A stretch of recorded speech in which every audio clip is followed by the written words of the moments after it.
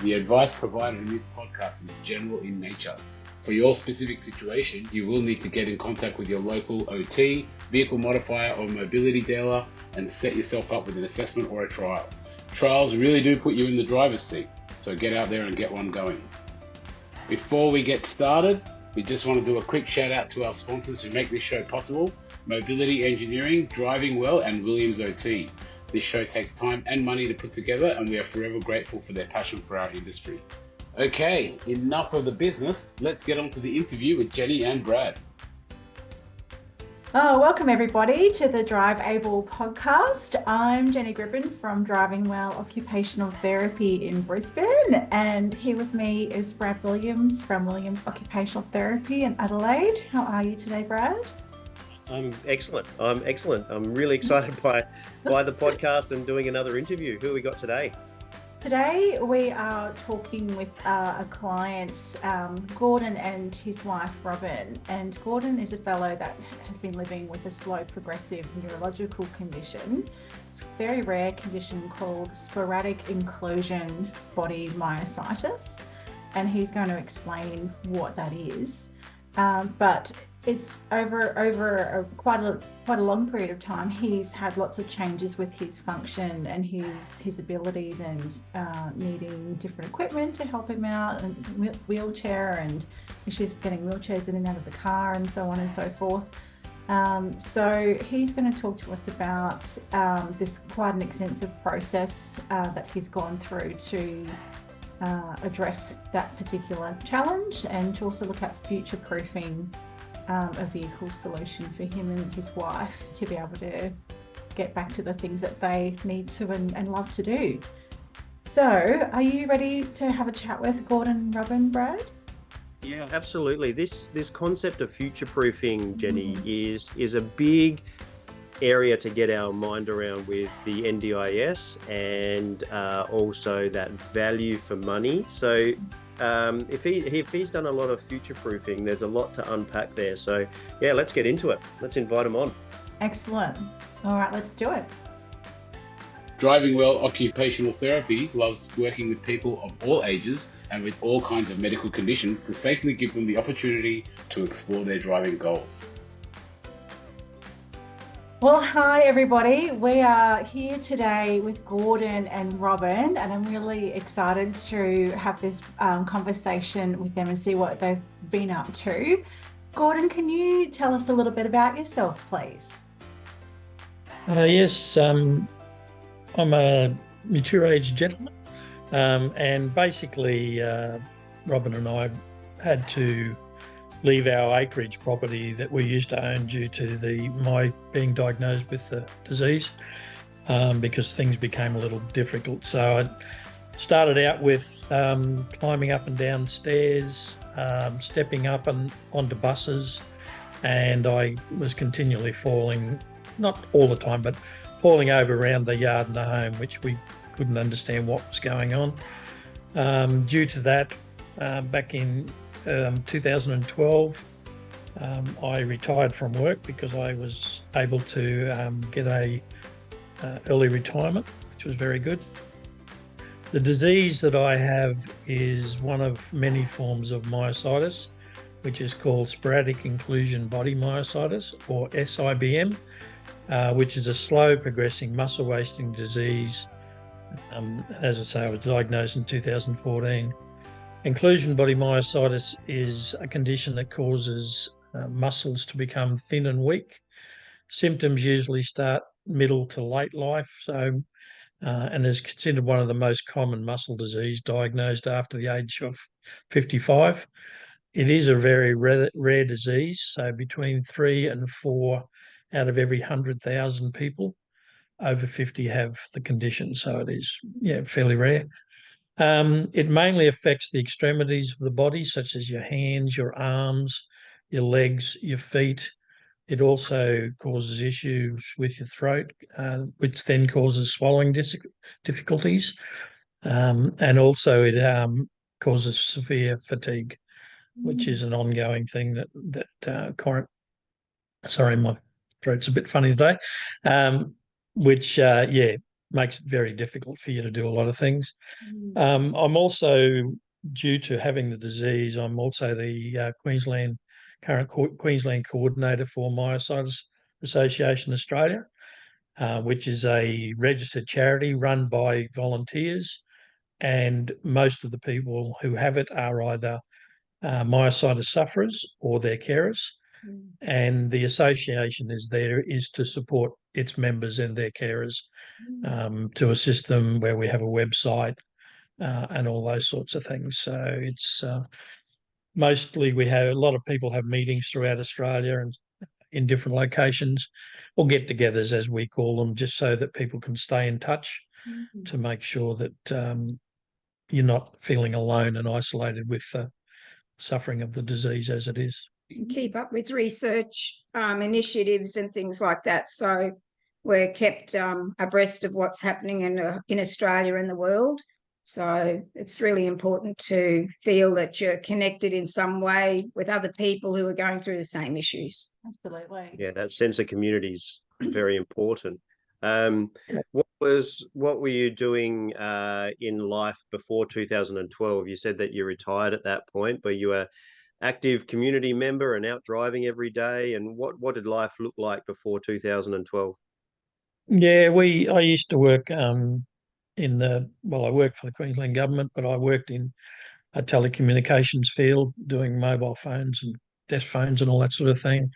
We've always been very active. The family have always been doing a lot of caravanning and so forth. We've gone through a number of caravans.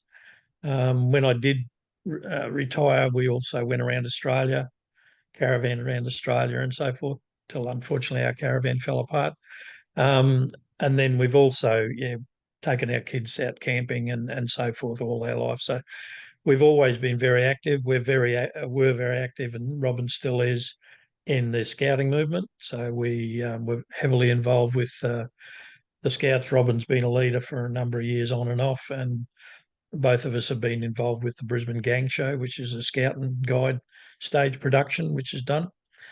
And I did that for about 17 years, but unfortunately, due to contracting the disease, I couldn't do that any longer, but Robyn's still involved.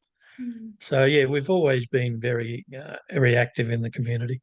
And Gordon used to be a tradesperson, so he was an electrician by trade, so very active, built our own homes, that sort of thing. So he was hands-on with everything. He's also neglected to say that he was actually a drummer and worked probably 4 or 5 nights a week in a country music band for 35 years. So it was very difficult giving all of that up as well, because he kept losing his sticks. And we didn't realise that was actually the beginning of the disease. Things, and you've been dealing with this for a really long time now, and as that disease started to start to reveal itself, there obviously were a lot of changes for you, Gordon, and obviously for you both and as a family. So how did, we're interested in the driving side of things and the vehicle mods and community access side of things in particular. What did that look like? Has that changed for you with the progression of your condition? So, when I was first suffering from it, the driving wasn't an issue. I found it quite okay to drive various vehicles and so forth. But as the disease slowly progressed, you're right, I had to particularly, but it's also affected Robyn and the family, is you do have to start doing things differently because your capabilities diminish. Basically, over time, the disease has therefore caused a total life change for us. As Robyn said, I've had to give up the drumming and all those sorts of things because couldn't get up on stages, I couldn't carry equipment, I couldn't do anything like that. But as far as the driving side of it went, for quite a long time, it didn't have an impact apart from being able to get in and out of a normal size sedan. So fortunately for us, before I even knew I had this disease, we'd purchased a Jeep Grand Cherokee, so it was more of an SUV type vehicle. So under those circumstances, it wasn't a problem. I was also able initially to just get around without too much issue, apart from, as I say, getting up and down. I then progressed to I needed to utilise a walking stick quite a fair bit. And that was more to stop me from falling over because balance issues and so forth. Again, that didn't then interfere with my driving too much, so that was okay. That then progressed to needing a four-wheel walker and then a wheelchair that I had to do. So I was still able to drive. I didn't drive any time that I was fatigued, which I have treatments every 4 weeks, and because of that, when you get towards the end, you start getting that became an impact.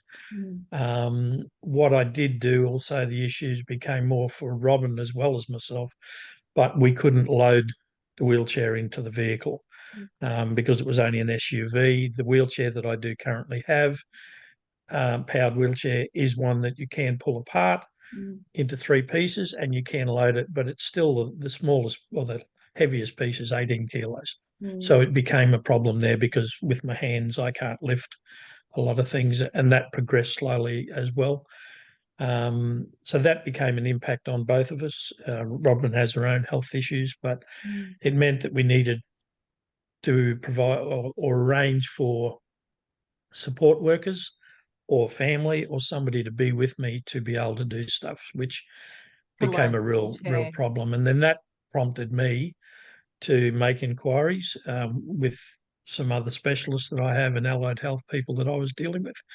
And they suggested that I then contact a specialist vehicle OT to ensure that we were looking at getting the correct vehicle with the correct modifications necessary to fit for purpose to meet the requirements necessary for me to be able to or match my capabilities and future needs as the disease progressed, which meant that I was able to, looking at getting something to give me back some of the independence that I was starting to lose by not being able to go out in the car.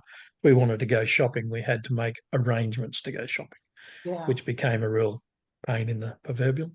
So it's one of those things that any of these sorts of diseases and anybody with a disability will strike this sort of situation, that it starts to impact on your daily life and your health and all the rest of it. The other thing is that we have a very good GP who we've been with for over 40 years, who knows our story. And he had already put Gordon on a restriction, so to make sure he was driving an automatic car. Luckily enough, our SUV was automatic. But also he was only allowed to, as the disease progressed, he was then put on a time limit. So he was only able to drive like an hour or an hour and a half, not any further, without a stop. So, but it was good then to be also, once he'd progressed further, was to get that referral to a specialist vehicle OT to ensure that we were all safe in the car, not just him. I just go back a question, a segment there in regards to the communication that you had with your GP. How was that conversation? And was it something, is there any advice that you can give to people who might be transitioning through a progressive disease and they might be listening to this and might be able to learn from you? Is there any tips or advice that you can give when you might notice that your balance is starting to go and maybe the doctor doesn't have the same opinion maybe of how your legs are for driving? Like you mentioned that your balance was starting to go, but your driving was still okay. Did the GP have the same opinion as you at that stage? Were they more worried than what you were? Or how did that part of that journey go? Yeah, when I first went to see him, because I was, and that's one of the things that I think people need to realise is if you are having these difficulties, that you need to go and talk to your doctor. It's very important that you don't just get there like I was, in my mid-50s. and everybody gets there and goes, oh yeah, you're getting a bit old. These things happen. So it's very important, if you start having things that you find are difficult or becoming difficult, or you are experiencing something different to what you normally have, to go and talk to your doctor. In my case, I went and saw my GP, and I said to him that I was having difficulties walking upstairs, climbing over gutters, getting onto buses, things like that. His initial reaction was pretty good to me, because he is an experienced doctor and ex-surgeon, was for me to just pull up your trouser leg and give me a look at your legs. And he immediately said, you're starting to lose muscle, I can see it. So by that stage, even though it was only just starting having an effect on me, I'd already had visible muscle wastage, and I didn't know, because I didn't notice it, but he did straight away. And my thoughts would be, and we've had other people in the association have this problem, that their doctors have just said, oh, you are getting older, you're going to have to expect these sort of things. So they need to be very aware to make sure that, well, that they insist on their doctor doing some testing, or recommending that they send them off to a rheumatologist, neurologist, or whatever it is, for further testing, because and we've had a lot of that situation where in the association where people are just brushed aside, and sure enough, not long afterwards, they've found out that they have an issue. So it is very important that you notice yourself that you've got something, and then you go and seek advice from your doctor. If your doctor's not on the same page, you can insist, or you can just go and get a second opinion somewhere else, which is, in our case, we were very fortunate, because we've been with our doctor for so long, that by me telling him what was going on, he automatically knew that I knew there was a problem, because I don't go to him very often, or never used to, unless there was something wrong. So, yeah, it's something you've got to be very aware of, and you've got to drive yourself. Once we've been diagnosed, we've also found the situation with some of the specialists, because it is a rare disease. Nobody knows about it. And they're not prepared to research. My doctor researched straight away. He went in and looked to see what I possibly could have, all that sort of thing. You've also got to be very careful, because the symptoms of this disease are very similar to motor neurone. So the only way I was diagnosed was actually through a muscle biopsy, to look at the differences between the diseases that are out there. But it's very important that people drive this themselves, because a lot of doctors, a lot of specialists, because it's unknown, and there's a lot of other diseases out there that are rare, they either just don't have the time, or they're just not interested in researching, because we're so rare. We did have one lady that I'm aware of in Brisbane who went to her doctor, and she got diagnosed, and then one day she was there talking to him, and he said, oh, it's really unusual. You're the only one I've got with this disease. And she made the question and said, how do you know? So then he went back and started researching some of his patients that had similar symptoms. And turns out he had 3 other patients who then eventually got diagnosed with IBM. So it is somewhere where you have to drive it yourself to make sure you get covered. But what happens is people also go into a bit of denial, and they try and doctor shop. If they don't get what they want, they'll go to another doctor, or they'll contact us and say, which doctor can I go to?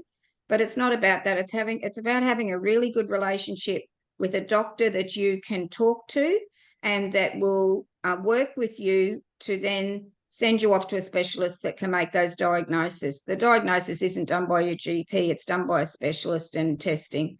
So, I think the most important thing is that you need to have a relationship with some doctor, not just doctor shop. Just go and find a good doctor that you can comfortably talk with and talk through it, and work on from there. And I think getting that correct diagnosis, so it sounds like it would have taken a little bit of time, and for others might take much longer to get that correct diagnosis. But figuring out what, like you said, there are so many different progressive neurological conditions, that figuring out what it was then going to, really help guide the course of, everything else that you're doing after that to manage that condition. And what I really love that you said just before, Gordon, was about thinking it from a driving and community mobility perspective, was thinking about your needs then. So back, when these first symptoms were just starting to show themselves, to when you decided that, okay, well, no, I need to be thinking about the future now, and I need to be looking into my safety with driving for a start, but also the challenges of getting the wheelchair in and out of the vehicle. We need to be looking for something that's going to address that challenge now, but that's going to, I've got to think about, well, I've got this condition that it is likely going to continue to change, and I need to really future-proof my vehicle solution. Can you tell us a bit about that? So, when you first engaged your driving and vehicle mods OT, that it was at the point where you're still driving. Did you have a driving assessment at that point? No, I hadn't had any driver assessments, but what happened was that it wasn't that I found driving difficult. It was more about that I used to get there, and like I say, with the fatigue side of things, was that I found that I had to get out of the car every hour to an hour and a half, because I started getting like sciatica pains and things like that from sitting in one position. So I found that it was impacting on my driving, but it was more around because you could regulate yourself. the issue that, yeah, it was more myself rather than anything else. And I did talk to my doctor about it as well, and I spoke to him about the fact that, I was driving less than what I used to, because I used to do 99.9% of the driving when we went anywhere. And as I say, we did a lot of traveling. So I used to do a lot of the driving, towing the caravan, towing trailers, anything like that. I did most of that sort of stuff. But I sort of found that it was in myself that I felt that it wasn't a confidence thing, but it was about making sure that I was keeping everybody safe, because I always had other people in the car with me and so forth, and you don't want to run into anybody else as well. The disease itself took a long time to be diagnosed. From when I went to my doctor, we then had to go to a neurologist. We were told at that time it was 3 to 5 years to see a neurologist, and that's one of the big problems that people are experiencing. I got fortunate. I was only waited 9 months, and they had a cancellation. Then I spent 9 months going through testing with that one, and then they sent me off to the RBWH under the neurological team up there. So that whole process took so long that I did start to notice differences in my capabilities. So therefore, I took it on myself to make sure I wasn't putting anybody else in danger. And then once I got to that stage where it was causing difficulties with Robyn and myself, having to have other people there to help me. My daughter, for instance, was living in Brisbane at the time. So if we went somewhere, we'd have to either get her to come with us, or I'd have to try and organise somebody else to come with us. And that just impacted on our life. So it was that time we had to start looking at, okay, where's this going to? We have to plan everything we do. Once you get these sort of diseases and the capabilities, you have to plan everything. So, yeah, so what we was then those said, conversations then, like when you first got the your driving vehicle mods AT to sort of help solve that immediate problem of the lifting the wheelchair in and out. But what sort of things did you all sort of talk about and consider into what a long-term solution, what would that look like? so with myself at the time, and at that time when I did engage, was that I was still able to walk around and quite freely and quite okay. Yes, I was using a walker a little bit, but not all the time. So for driving for me at that time, I was still able to drive the vehicle I was driving. But what I was looking at was, how bad am I going to be? And we have people in the association that have progressed quickly, or quicker than some, others didn't. So what we were talking about was, where am I going to be in the future? So it was, the end result for me will be that I will be pretty much permanently in a wheelchair. So we had to look at that option.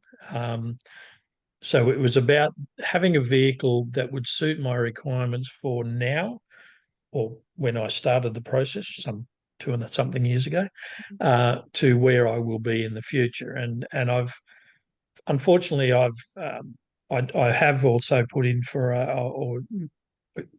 another OT has actually recommended an upgrade to my wheelchair. Yeah. Because I can't travel in the current wheelchair that I have, which is another problem. Mm. So therefore, we designed the current vehicle for me to be able to still drive, which gave me back some independence in that regard. But it was about being able to look at where I was going in the future. So in the future, whether I drive or whether I just become a passenger, I still need to be able to be in the vehicle because that's the only way I'm going to be able to get around. So once I get to that stage, as I say, the end result will be permanent wheelchair. I still need a vehicle that would be suitable for me to get into the vehicle, lock into the position in the wheelchair, and go from there. With Can I the just GP, with the GP, every year you have to sign a medical certificate for your license, and then that's when he actually suggested that Gordon needed to have a driving assessment done. So I think that that was really important for him to realise that he could still drive. And then once we ended up getting the vehicle, was then having another one to make sure that the vehicle that we had obtained was suitable in the long term for his needs. So the driving assessment was essential for him himself, but also to ensure that his license could continue. Yeah. This is a wonderful conversation for any community OTs that are out there, or any client with a progressive disease that is in the early stages.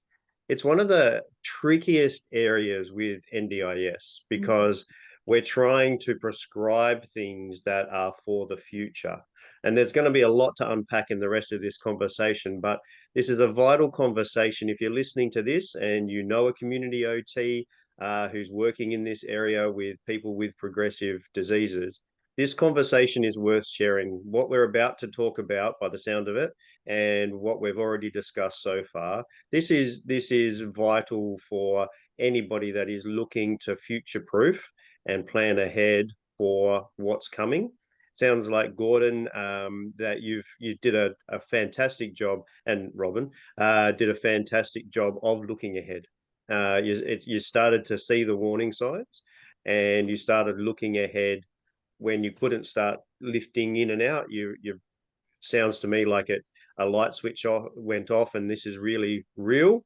And what's my future going to look like? And that's when you really started to engage with your driver trained OT to start looking at what the big picture is going to look like. What's the next 10 years, 5 years going to look like? Let's start planning for that now, rather than waiting for to be in that point of view, being in that point of time, I should say, and your car, your ability to get in and out of the car, the wheelchairs getting in and out of the car, it's already progressed past a point that the car's not available for you, and then you get isolated. So there's a lot to unpack about how you progress through that. Can we go back to when you started to engage the driver trained OT and talk to us about some of those conversations that you had, and what was the first steps when you got that driver trained OT and you were looking to get your wheelchair in and out at that point? Were you future proofing at that point as well? When we had the initial conversation, it was very good because, and you're very right, you have to look at specialists in the fields. And in this case, it has to be a specialist in a vehicle OT. We've heard some pretty horror stories about people that have got something done for them, but it really wasn't fit for purpose. And so it's about engaging somebody who knows what they're talking about, that can actually give you that fit for purpose situation. So when we started the conversation, it was about what was my lifestyle, what were we looking for, what were we wanting in the future, and all that sort of thing. Then we went through a number of ability assessments, which I thought were very good, something that I'd never ever done before. So even that was interesting in itself. And then I then, as Robyn said, then went on a driving assessment. Now, at that time, I didn't think I was having any issues with driving, but technically there was a few things that were picked up. There was nothing really wrong with them. one of my major problems was that because I had been towing caravans around for so long, I didn't tend to use the mirrors as well as what I used to. Or sorry, not the mirrors, but looking around me as much. I used the mirrors more to anything. So it was good to get some feedback with regards to the bad habits that I'd got into with driving as well. Mhm. So I think that was very well worthwhile. And then we went through the steps from there where we did lots and lots of trials Mm. of different vehicles to make sure that they suited my height, my ability, sitting in the wheelchair for height and things like that. Because Robyn and I originally were looking at things like a Kia Carnival as a vehicle because we wanted to still have a vehicle, but something that I could get in and out of. But it was deemed, because of my height and being in the wheelchair or not being in the wheelchair, whatever the situation was that I needed something that was going to be future-proofed, as you say. So the Kia Carnival would have been fine at the time because I could still put the wheelchair in the back with a hoist or something and sit in the front. But as I progressed with the disease, that wasn't going to be capable. So the long-term plan was something that would be where I, as I said before, get being in the wheelchair, being able to get in and out of the vehicle in the future. So it was about looking at that long-term planning. So I was really appreciative of that. Whereas, as I say, I've heard some other people that have had other things, and 5 years later they've had to go and get another vehicle because the one they had wasn't fit for purpose. It shortened, or even a couple of years sometimes, depending on how bad they went down. So it was, that whole process I found very interesting for myself. It was good to get me my own feedback as well, but it actually looked at the full process rather than, oh, this is what you need now. I need to know what I need in the future as well. So being able to get one vehicle now that will work with me, because the biggest problem with this, which I can talk about as well when we get further down, but these things are always a long-term process. You can't walk down the road and just buy a vehicle that suits your requirements. Yes, you can buy a disability vehicle that's already been fitted out. And I know a couple of guys that have already done that, but they're already now looking at getting another one because it doesn't suit their requirements. So that whole process is well worthwhile going through to make sure you get a vehicle that is fit for purpose. And as pensioners, you can't really afford to be outlaying, for several vehicles. We don't have that capacity at all. The other thing is, it's not just a vehicle for the client that needs it. The carer needs to be considered in it as well. For me, I'd already had 2 operations for hernias, which were a direct result of lifting the portion of the current wheelchair into the boot of our car.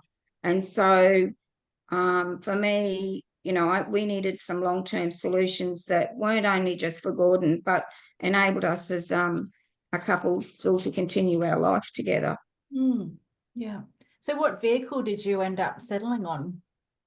And what's your setup of your vehicle? What modifications do you have? Okay, after much mucking around and as I say, lots and lots of trials, we've ended up with a VW multivan because that was the only one that really suited my purposes.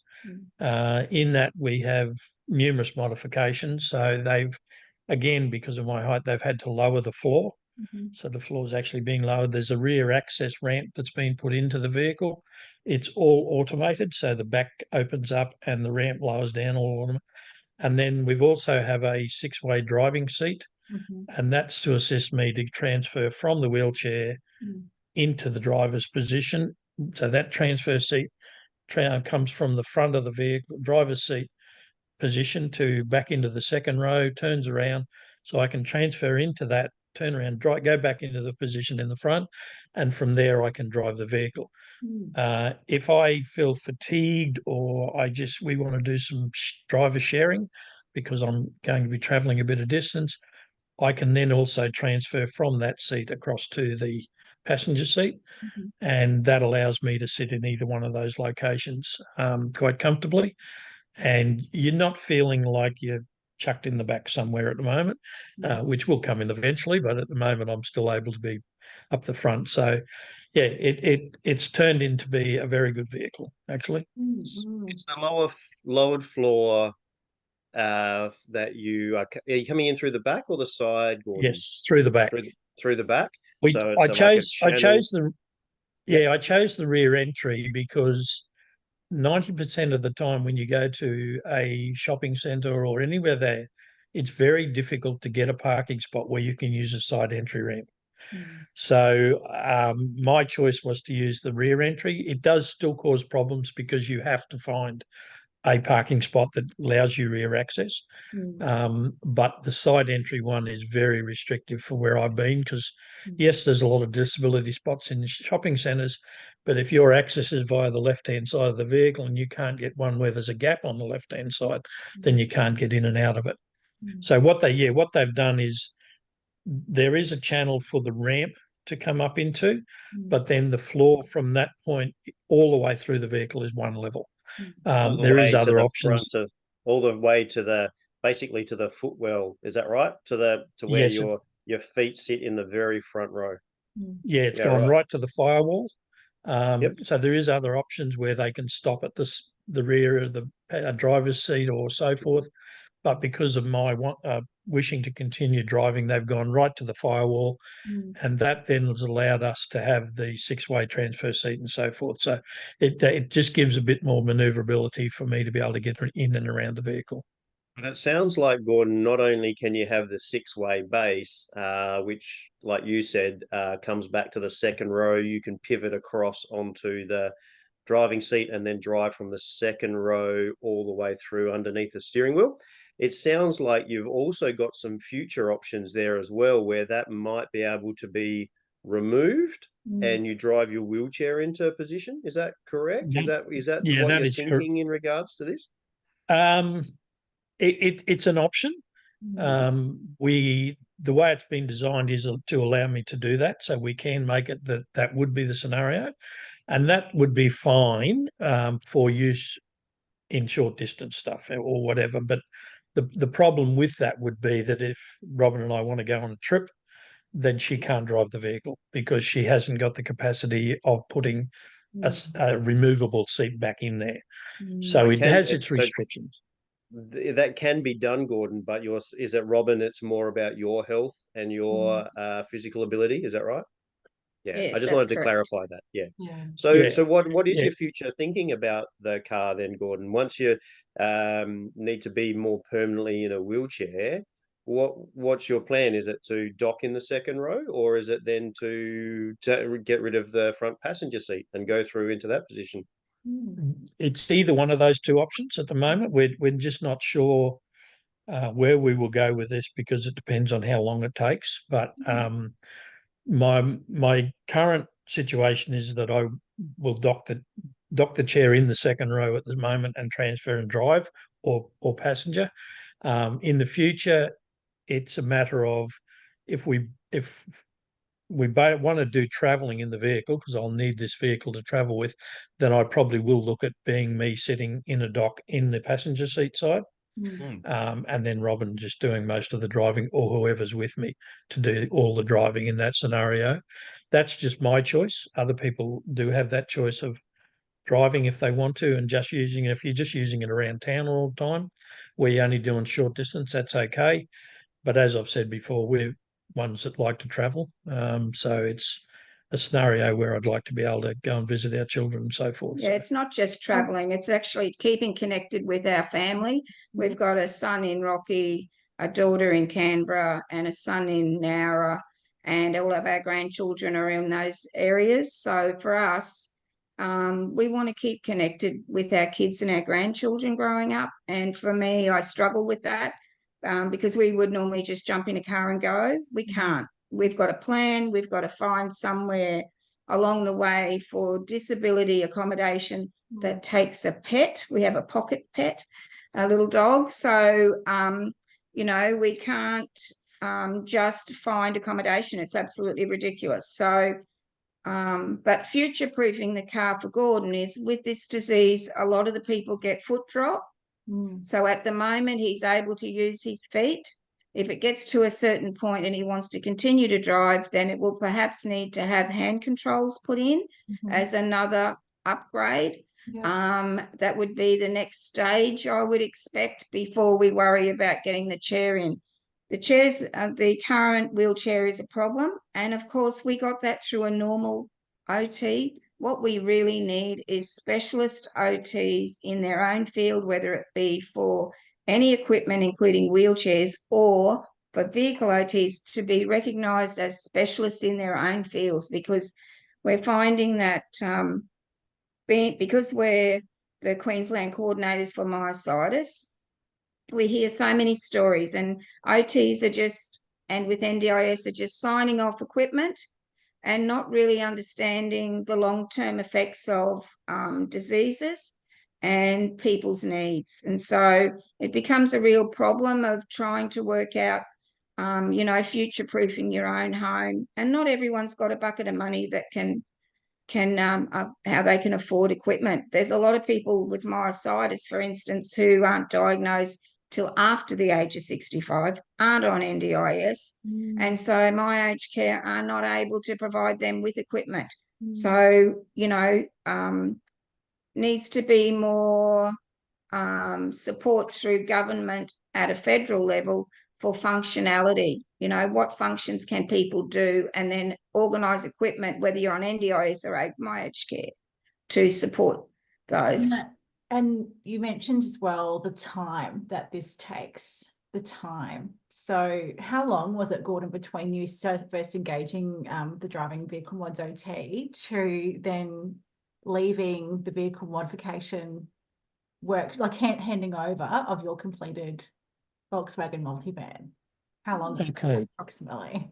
So well, first of all, we asked around back in sort of mid of 2021, and we were looking for a specialist because I didn't want to, because we'd had other OTs that I'd had dealings with, and they used to say to me, "Oh, that's not something I can help you with." And then I started getting a few recommendations. So basically, I engaged the OT back in October of 2021, and then we started through the process of the assessments and the driving assessments and the vehicle trials and so forth, to the point, because I was on the NDIS, being able to have a report done. That process took till March of 2022. Because it's not something you can do very, very quickly. There's a lot of involvement in there, even with ourselves and what the OT has to do. So the report was sent to the NDIS in March of 2022. The initial approval of funds, which I thought was very well done, came in July of 2022, about mid-July, which from my previous experience, that was a very short time frame. I was quite astounded with that. That then allowed me to go and purchase a vehicle. And because with the NDIS, they don't modify anything that is more than 5 years old. So I really had to look at buying a new vehicle. So then we had to purchase a vehicle. We did that in July of 2022 once the funds were approved. The vehicle was delivered in April of 23 because of the shortages around the world due to COVID and all the rest of that sort of thing. The dealership. At that point of time, that's actually fairly short too. At that point of time in the world, with Volkswagen especially, that was that was a fairly short time as well. So you done well with your time frame so far. We did so far. Then of course, once we got the vehicle, we had to then send it away. Now, because of the modifications that had been done, our vehicle was done in 2 stages. So the physical body work, the strengthening of the chassis, the ramp, all those other things were all done by a company down in Melbourne. So the vehicle had to go off down there. So it was sent down there in April of 23, came back in October of 23, back to the Brisbane, where a second modifier there finished off the product, put in the 6-way driver's seat, and some other parts of modification that was done there. And we had final handover in late December 2023. technically shouldn't have, because there was some issues with the NDIS funding, but that's fine. The company was good to us. And then they were paid just shortly after that, so everything worked okay. But yeah, the whole process took over 2 years, which is why if people are looking or thinking about this, they need to start planning early.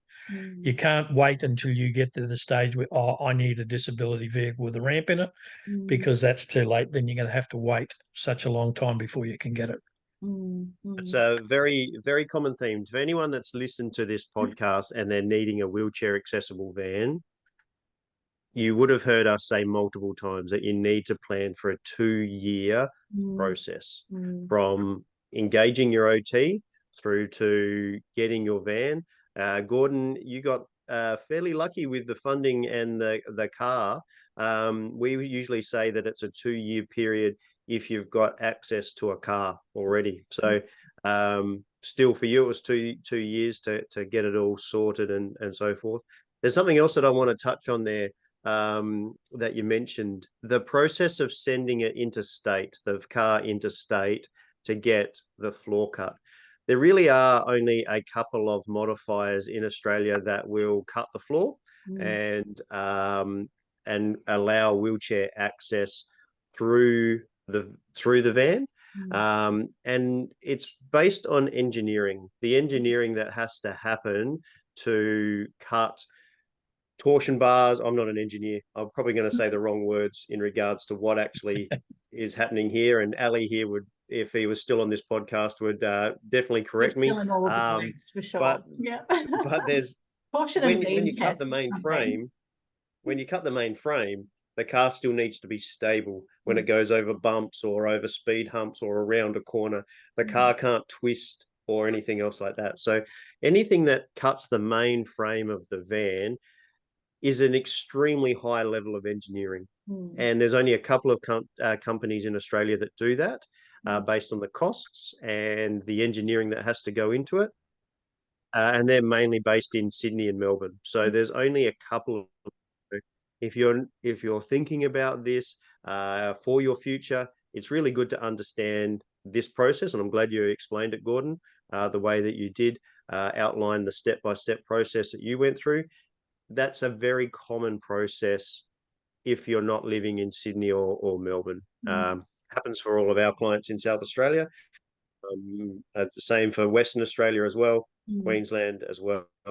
It funnels down into those two states before it comes back to you.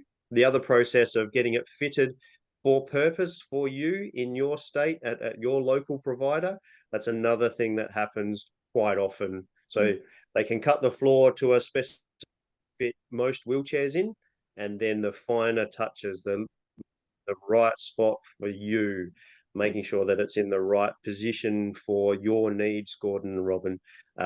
That's how it mainly operates in most states. So if you're listening to this for the first time, you've got a progressive disease, community OT, thinking about someone's progression and starting to think about it, these are conversations that you might want to alert people to, but get them in to see the driving OT nice and early so we can start thinking about these things straight away.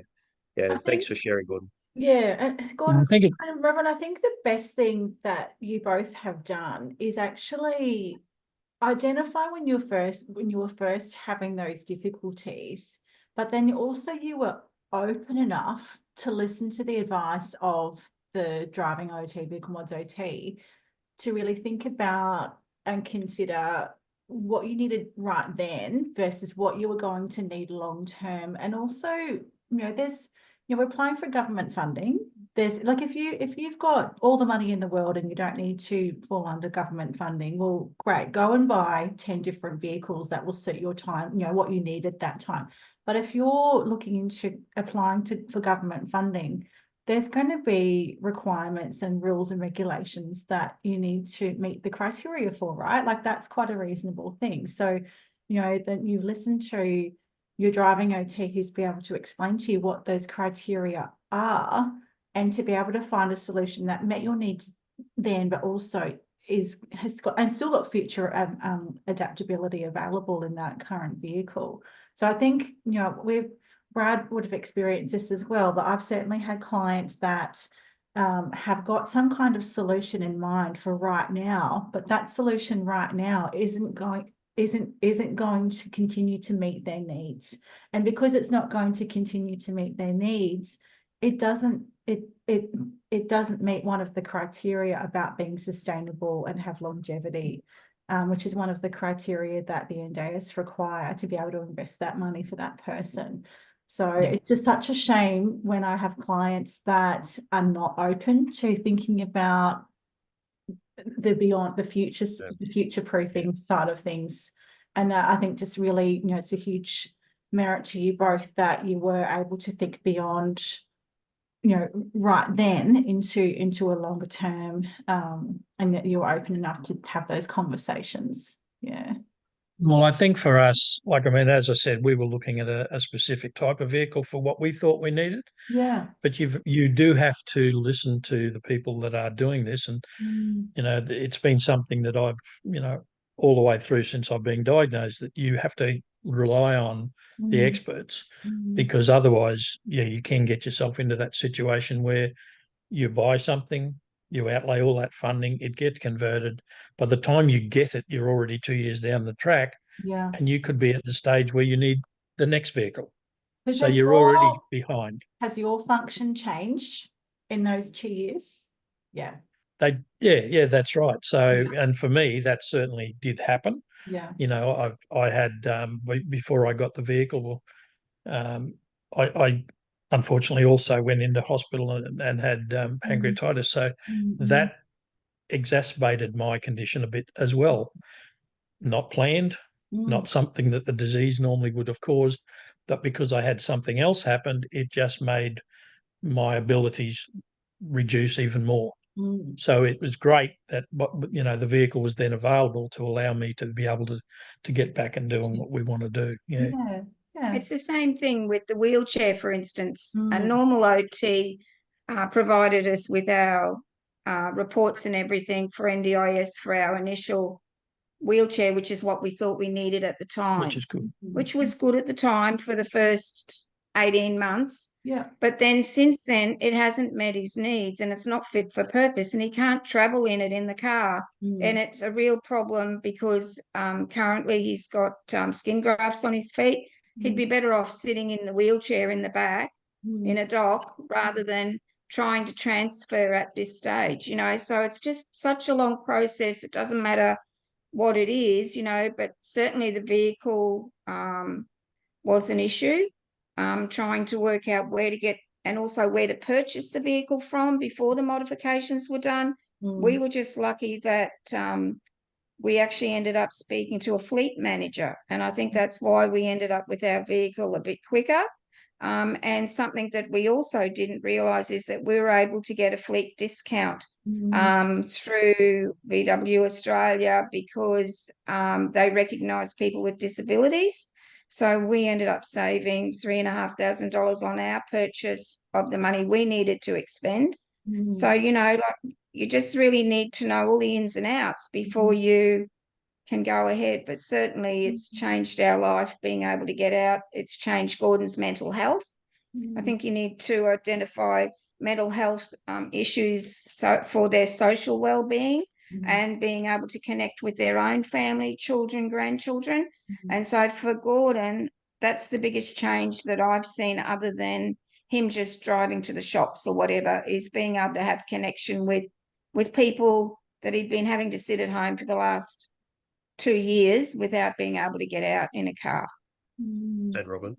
Well said. That's what it's about for us as driver trained OTs is that joy that comes from driving, and why we do the podcast and why we do try to share information for people so people can get that same feeling that you're experiencing, Gordon and Robyn, about that freedom to exit the house and go and catch up with people and have that, we mentioned it earlier, that sense of community. As humans, that's vital, and being isolated doesn't promote that sense of community and well-being. So thank you for giving your side of it, and from the heart. It's awesome. I mean, it allows you to gain back some of that independence that you're losing, and not having to constantly rely on somebody else to be there for you to be able, like Robyn says, just to be able to go out. Like we got to the stage where if we wanted to go, as I said, go to the shops, I had to go, okay, well, we'll go on Tuesday. I can get a support worker to help me on that day. It was that sort of scenario all the time, as opposed to now, wake up Saturday morning, went, oh, how about we go out? We have to go and buy a new carpet shampoo. We just went and did it.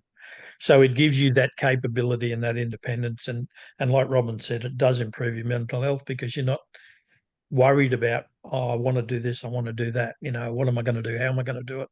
It just gets rid of all that away from you. So I think it's just fantastic, actually, being able to have something that you can drive around. When we're talking value for money, when we're trying to prescribe these type of modifications, that's really hard to quantify.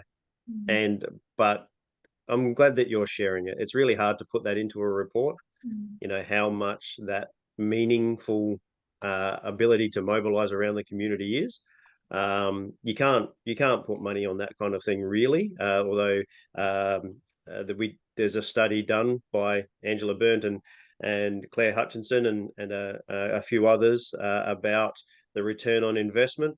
That just highlights it just there, doesn't it, Jenny? That conversation there.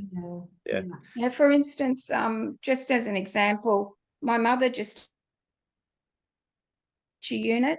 Gordon hasn't been able to visit her for the last 2 years.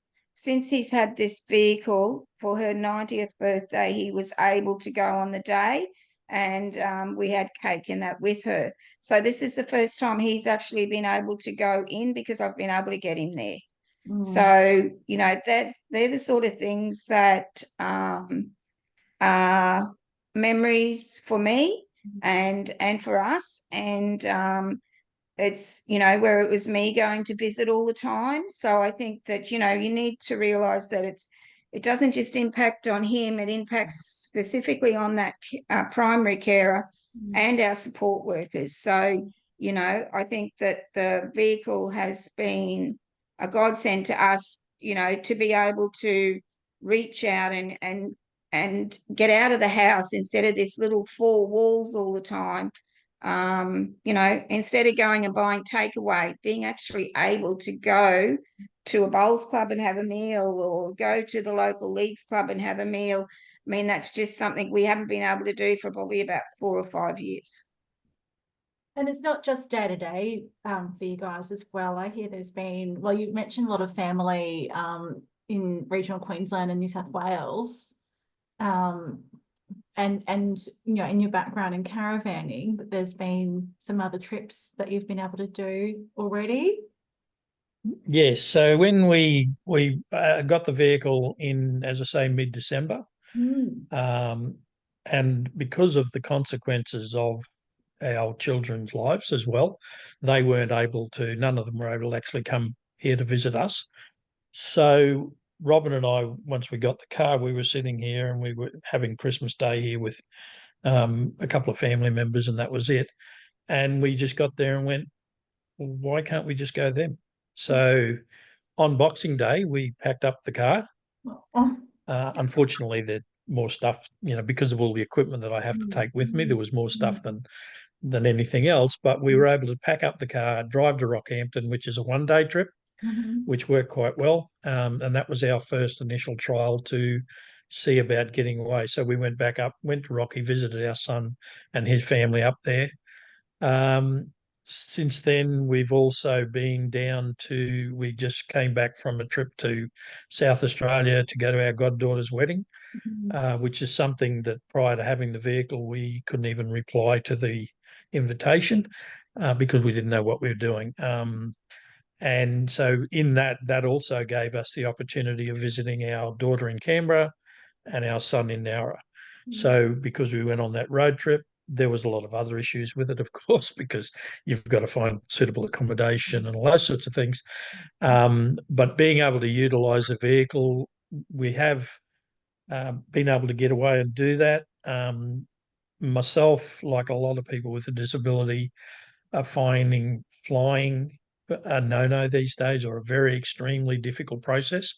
So it really gives us back that capability of being able to travel again which is what we were looking for, and being able to get out there and see the children, as Robyn said, re-engage, see the grandchildren, which is more importantly than seeing the children. And Gordon, Don't tell them Gordon that. drove at least 80% of the time because I had injuries. Yeah, so it gave us that capability. Yes, we still had restrictions on how long we could travel and all that sort of thing, but at least I was able to get back behind the wheel and get out there and do what I wanted to do again, which was fantastic.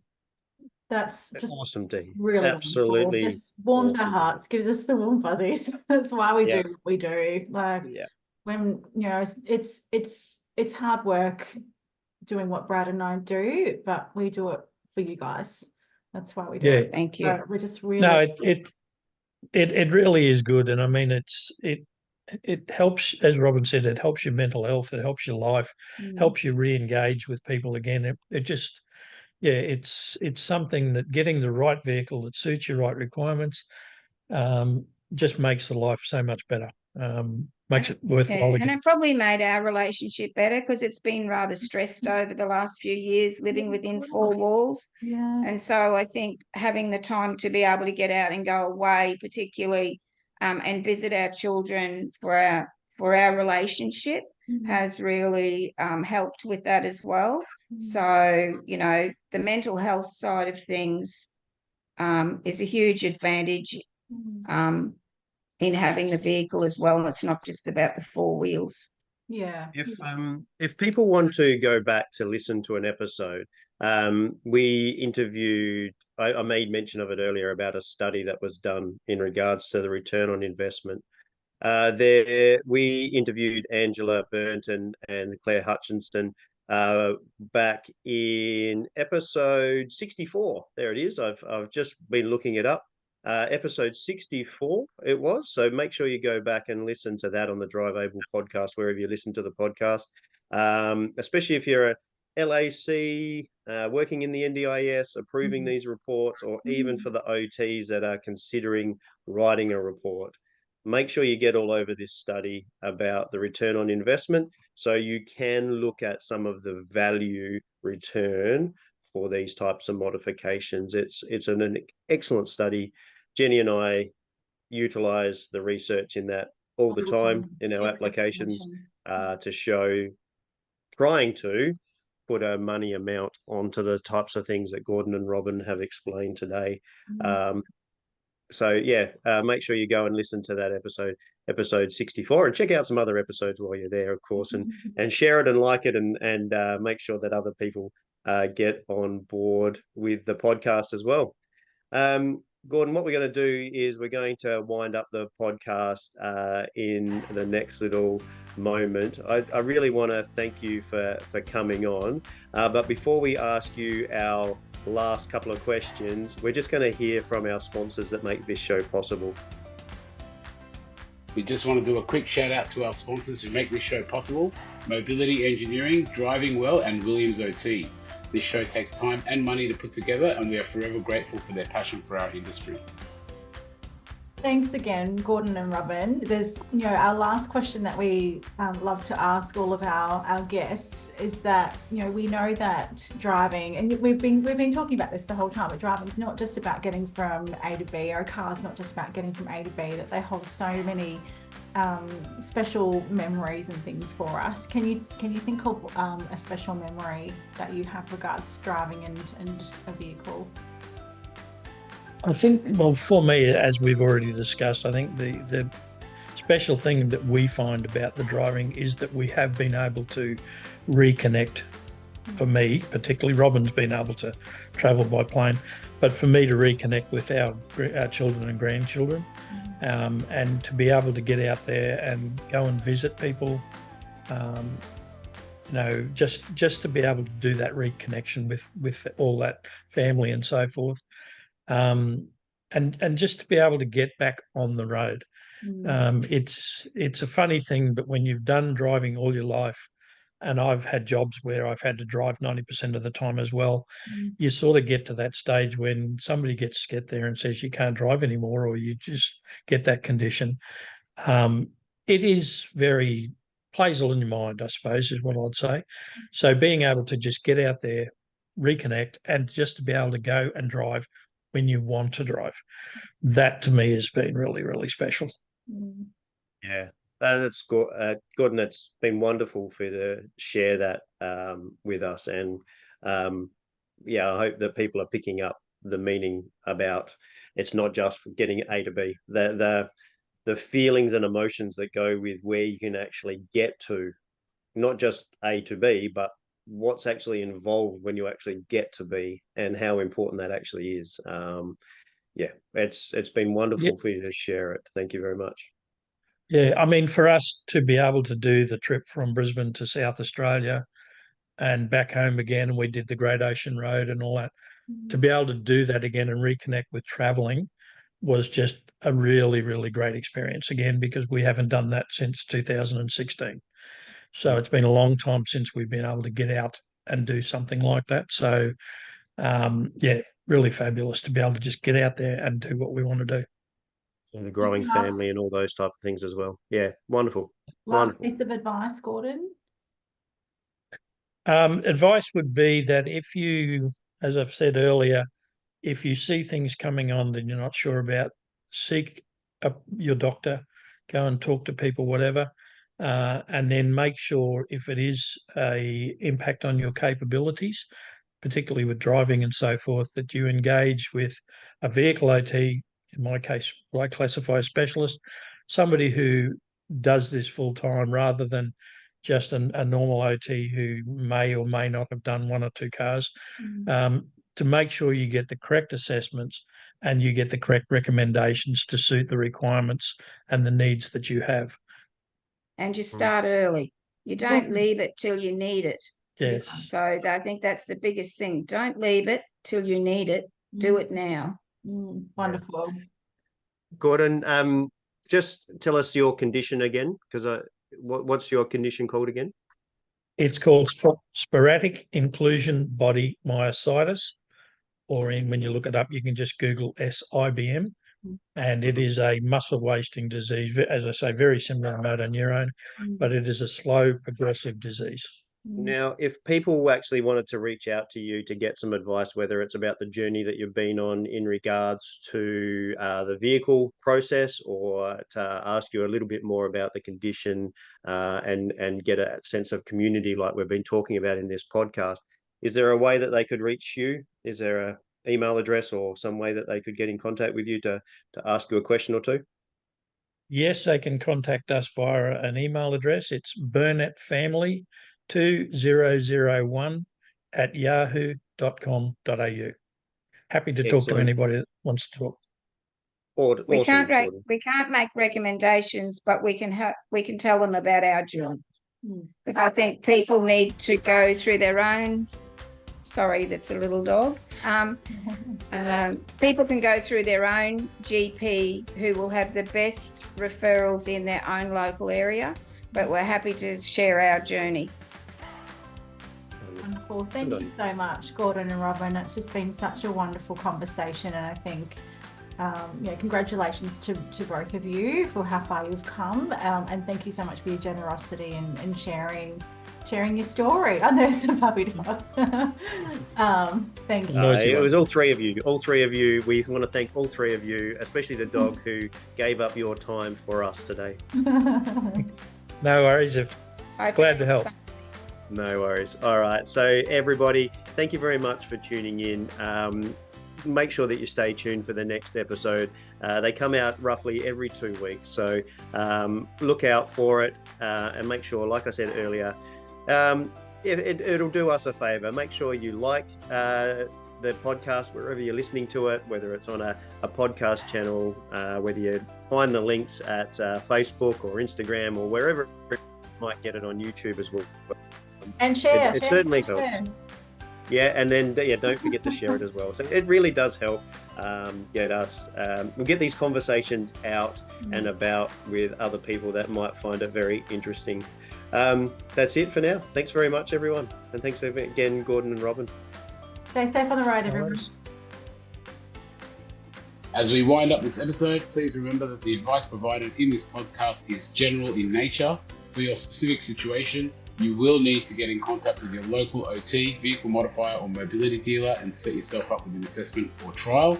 Trials really do put you in that driver's seat. If you like what you've heard, make sure you like, rate and subscribe. It really does make a massive difference. If you or anyone you know would like to share a story about driving with a disability, or you would like to get in contact, find the show notes, or find the resources mentioned in this episode, you can find us on Facebook. Just search @DriveAble Podcast for more information.